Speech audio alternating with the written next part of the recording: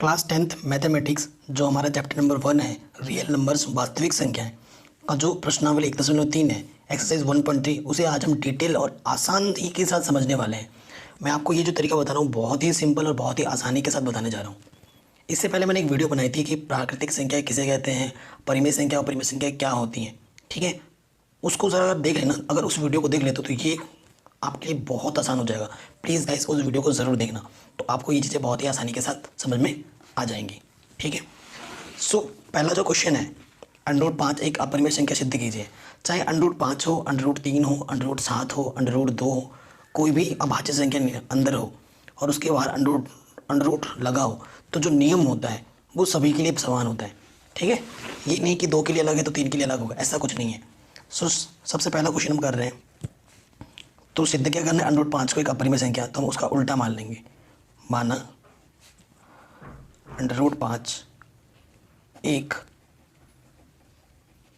परिमेय संख्या है। अब इससे पहले वाले वीडियो में मैंने बता रखा है, आपको प्लेलिस्ट में मिल भी जाएगा अगर नहीं दिखाए तो। परिमेय संख्या क्या होती है? परिमेय संख्या √5 को हमने परिमेय संख्या माना है, तो परिमेय संख्या को हम P/Q के रूप में लिख सकते हैं, जहाँ पर Q का मान क्या नहीं होता, 0 नहीं होता। वह P और Q क्या होते हैं, सहअभाज्य है। सहअभाज्य का मतलब क्या होता है? अतः अगर HCF निकालोगे या P और Q का, तो वो कितना आएगा, 1। ये होता है सहअभाज्य का मतलब। ठीक है, अब ये चीज़ हो चुकी है। अब √5 के बट्टे में कुछ नहीं देख लिख सकता हूँ मैं, 3 से गुणा कर दूंगा, P एक कम P और इधर क्या हो जाएगा, √5Q। ठीक, अब नेक्स्ट में क्या करना होता है, दोनों तरफ वर्ग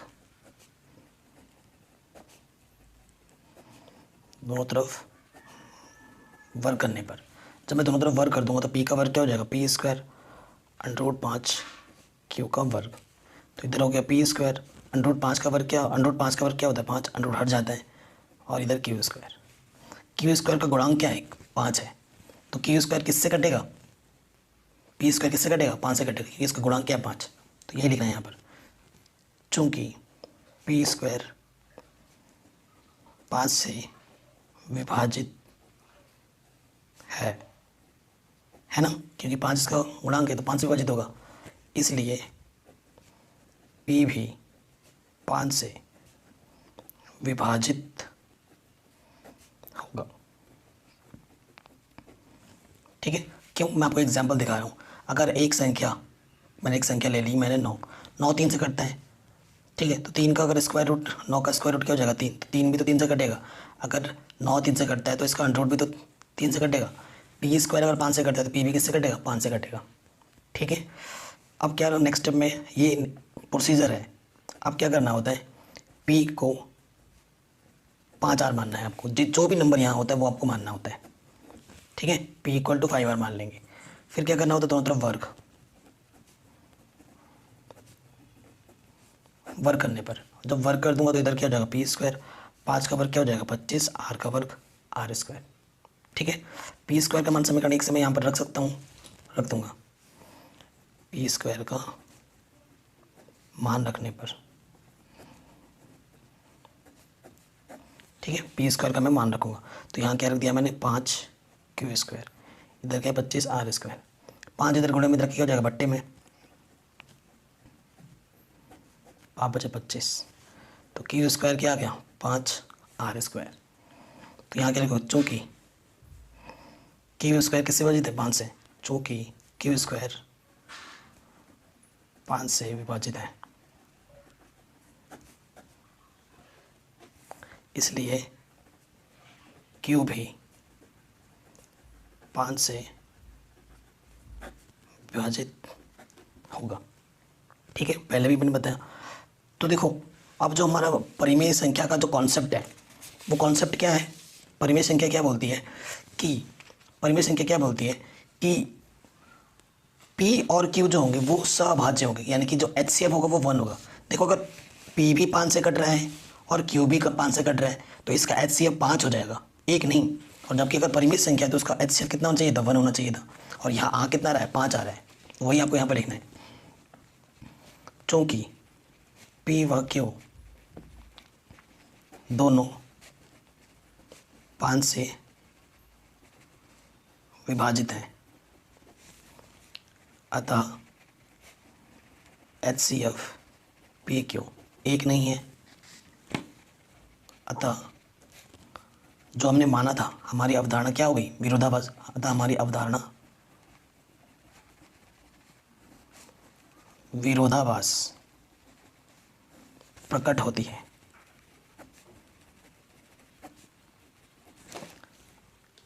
अर्थात √5 एक अपरिमेय संख्या है। ये आपका आंसर हो जाएगा, ये आपने सिद्ध कर दिया। ठीक है, आपको ऐसे ही हर एक क्वेश्चन में करना होगा। जैसे √2 दे, 5 दे, 7 दे, 3 दे, कुछ भी दे, तरीका यही रहेगा बिल्कुल, बस नंबर बदलेंगे, लेकिन ये लैंग्वेज यही रहेगा। ठीक है, तो ये क्वेश्चन भी हमने आराम से कर दिया है। अब हम आते हैं हमारे क्वेश्चन नंबर 2 में। ये भी बहुत इंपॉर्टेंट है। इन दोनों में से एक क्वेश्चन एग्जाम में पक्का आता है, फुल गारंटी है इसकी। मैं कभी कभी दोनों भी आ जाते हैं। मोस्ट इंपॉर्टेंट है, मोस्ट इंपॉर्टेंट। कह रहे सिद्ध कीजिए कि 3 + 2 √5 एक अपरिमेय संख्या है। तो क्या करेंगे, माना 3 + 2 √5 उल्टा मान लेते हैं, एक परिमेय संख्या है। ठीक है, हमने क्या मान लिया कि ये एक परिमेय संख्या है। अर्थात अगर परिमेय है तो उसको हम क्या ले सकते हैं, P/Q के रूप में ले सकते हैं, जहाँ Q का मान क्या नहीं है, 0। वह जो HCF होगा P और Q का, वो क्या होगा, 1 होगा। ठीक है, ये मेंशन करना बहुत ज़रूरी है। अब इस क्वेश्चन में पता है टाइप क्या होता है कि जो अंडररूट को होता है वो उसको एक तरफ रखना है, बाकी दुनियादारी को एक तरफ। तो ये 3 देखो क्या है, 3 एक परिमेय संख्या होती है, क्योंकि 3/1 लिख सकते हो। प्लस का 3 उधर जाके क्या होगा, -3। देखो ये एक परिमेय संख्या मानी है हमने, और ये भी परिमेय संख्या। परिमेय संख्या में से परिमेय संख्या घटाओ तो परिमेय संख्या आता है। परिमेय संख्या में परिमेय संख्या जोड़ोगे तो परिमेय संख्या। परिमेय संख्या में परिमेय संख्या से गुणा करोगे तो भी परिमेय संख्या। परिमेय संख्या में परिमेय संख्या से भाग दोगे तो भी परिमेय संख्या। ठीक है, 2 क्या है, परिमेय संख्या, यहाँ गुणे में जाके क्या हो जाएगा, बट्टे में। ठीक है, ये बट्टे में आ गया। अब देखो ये पूरी क्या है, एक परिमेय संख्या, और हम जानते हैं ये क्या है, एक अपरिमेय संख्या। जस्ट अभी हमने प्रूफ किया था। ठीक है, इसे क्वेश्चन नंबर 1 मान लो, और इसे डब्बे में बंद कर देता हूँ मैं। ठीक है, अब मैं यहाँ लिखूँगा चूँकि P/Q - 3 पूरे के बट्टे 2 एक परिमेय संख्या है, वह हम जानते हैं कि √5 एक अपरिमेय संख्या है। अर्थात देखो, अपरिमेय संख्या परिमेय संख्या के भी आपस में बराबर हो सकती है, बिल्कुल नहीं। अर्थात √5 बराबर नहीं होगा किसके, अर्थात जो हमने माना था स्टार्टिंग पे वो क्या हो रहा है, विरोधाभास प्रकट हो रहा है। अतः हमारी अवधारणा विरोधाभास है। अतः 3 + 2 √5 एक अपरिमेय संख्या है। बस आराम से होके ये क्वेश्चन भी आपका। ठीक है, बहुत ही आसानी से यही लैंग्वेज आपको इस टाइप के क्वेश्चन में लिखना पड़ेगा, हर एक क्वेश्चन में। ठीक, वीडियो पर लाइक नहीं किया अभी तक तो प्लीज़ लाइक कर दो, क्योंकि आप भूल जाते हो बाद में। अब आते हैं नेक्स्ट क्वेश्चन। ठीक है, तीसरा क्वेश्चन, 3 पार्ट्स हैं, तीनों पार्ट्स को मैं बहुत ही सिंपल तरीके से समझाऊंगा। तीसरा फर्स्ट पार्ट, तीसरे का फर्स्ट पार्ट। ठीक है, सो देखो मैं पहले ही इंग्लिश मीडियम की पूरी NCERT ख़त्म करवा चुका हूँ। ठीक है, आप देख सकते हैं, अगर आप हिंदी मीडियम या आपका कोई भाई इंग्लिश मीडियम है तो उसको भी आप लिस्ट भेज सकते हैं, लिंक मैं दे दूँगा डिस्क्रिप्शन में। तो देखो अब इसमें भी वही उल्टा काम करना है। माना 1/2 √2 एक परिमेय संख्या है। ठीक है, हमने इसको भी एक परिमेय संख्या मान लिया।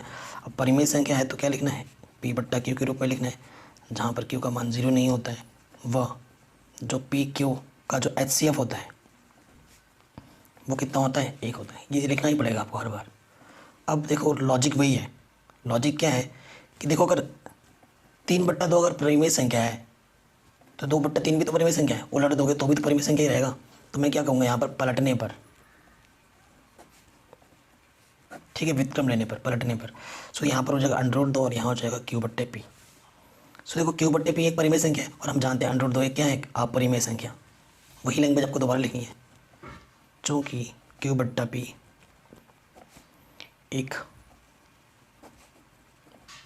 परिमेय संख्या है तथा हम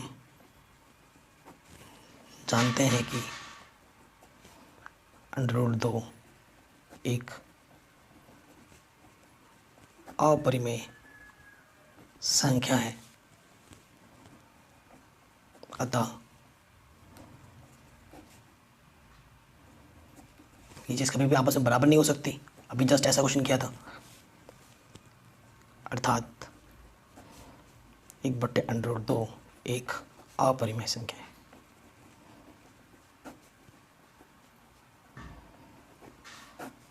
ठीक है, अब ऐसे ही आपको इस प्रकार वाले क्वेश्चन में लिखना होगा। कितना आसान था, आराम से हो गया है ना। ये क्वेश्चन में हमने आराम से कर लिया है। नेक्स्ट क्वेश्चन इसका सेकंड पार्ट है 7√5। देखो ये क्वेश्चन भी ऐसे ही होगा, लैंग्वेज यही लिखना है, मैं डायरेक्ट कर दे रहा हूँ। 7√5 को आप क्या मानोगे, P/Q, जहाँ Q का मान 0 नहीं होगा, वह जो HCF होगा P और Q का वो कितना होगा, 1 होगा। ये लिख दोगे। फिर लॉजिक वही है, √2 को एक तरफ रखना है, बाकी सबको एक तरफ ले जाना है, क्योंकि 7 एक क्या है, परिमेय संख्या। यहाँ √5 रहेगा और यहाँ क्या जाएगा, गुणे में 7, गुणे में इधर के बट्टे में आ गया। ये क्या है, एक परिमेय संख्या, ये क्या है, एक अपरिमेय संख्या। ये कभी भी आपस में बराबर नहीं होती। फिर से वही लैंग्वेज लिख दोगे। हम जानते हैं P/7Q परिमेय संख्या है तथा हम जानते हैं √5 एक अपरिमेय संख्या है, अर्थात समीकरण एक विरोधाभास प्रकट होती है। ठीक है, अर्थात 7√5 क्या हो जाएगी, अपरिमेय संख्या। ठीक है, तो ये क्वेश्चन भी हमारा आराम से बन गया। अब आ जाओ क्वेश्चन नंबर 3 पे, लास्ट 6√2। ये भी वैसे होगा, ये 6√2 है, इसको क्या लिखोगे, कैसे करेंगे। माना 6 + 2 एक परिमेय संख्या है। परिमेय संख्या तो P/Q के रूप में लिखी जाती है, जहाँ पर Q का मान क्या नहीं होगा, 0 नहीं होगा। वह जो HCF होगा P और Q का वो क्या होगा, 1 होगा। अब ये प्लस, मैंने बोला था √2 को एक तरफ रखना, बाकी दुनियादारी एक तरफ। प्लस का है, इधर आके क्या हो जाएगा, माइनस का। P/Q परिमेय संख्या, 6 भी परिमेय संख्या है। परिमेय संख्या से परिमेय संख्या घटेगा तो परिमेय संख्या है। तो ये पूरा परिमेय है, ये अपरिमेय है, कभी बराबर नहीं होगा। वही लैंग्वेज लिख दोगे, चूँकि P/Q -6 एक परिमेय संख्या है तथा हम जानते हैं कि √2 एक अपरिमेय संख्या है, अतः P/Q -6 बराबर नहीं होगा √2 के, अर्थात लास्ट में वही लिख देंगे, अर्थात 6 + √2 एक अपरिमेय संख्या है। ठीक है, ये आपका उत्तर हो जाएगा। तो देखिए जस्ट 16 मिनट की इस वीडियो में मैंने पूरा क्वेश्चन, एक एक क्वेश्चन बहुत ही आसानी के साथ आसान लैंग्वेज में मैंने करा दिया है। पूरा प्रश्नावली 10/3 class 10th mathematics chapter real numbers, वास्तविक संख्याएं। वास्तविक संख्याएं के इस प्रश्नावली को 10/3 को हमने आराम से कर दिया है। ठीक है, सो वीडियो अच्छी लगी तो प्लीज़ लाइक करो, शेयर करो, चैनल पर नए हो तो नोटिफिकेशन बेल को ज़रूर प्रेस करो। Thank you.